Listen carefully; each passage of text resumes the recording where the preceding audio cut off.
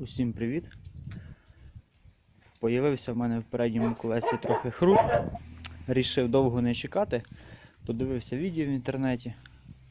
Розібрав, я зняв колесо. Воно в мене на ексцентриках, знімається неважко. Зняв ось шарики. Трохи побачив зазубринки.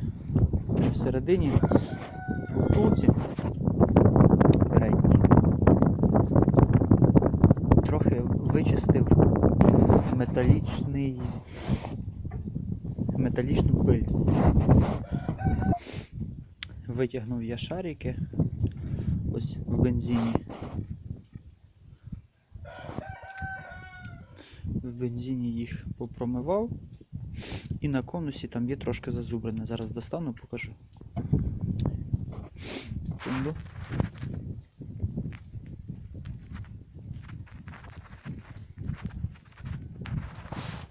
Погано видно, але зазубринки є. Є такі маленькі зазубринки. Десь видно, через пильник все-таки попадає пиль. А проїздив я на велосипеді вже в межах 1500. Ось так.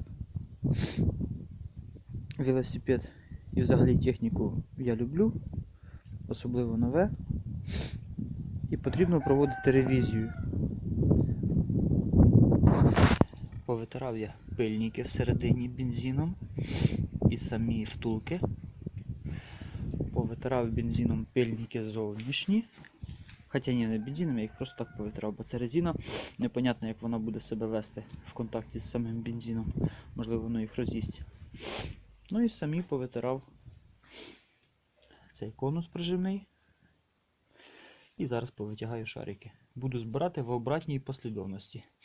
Ще трошки залишилося на самій оські смазка, буду її використовувати. Бо є літол, а літол желательно не використовувати, бо літол впитує влагу. А смазки тут достатньо. Ну що, трохи проїхався. Сьогодні така погода не ярка. Але скрипів зібрав, все назад поставив, відрегулював тормоза. Скрипів ніяких, нічого немає. Я довольний. Супер.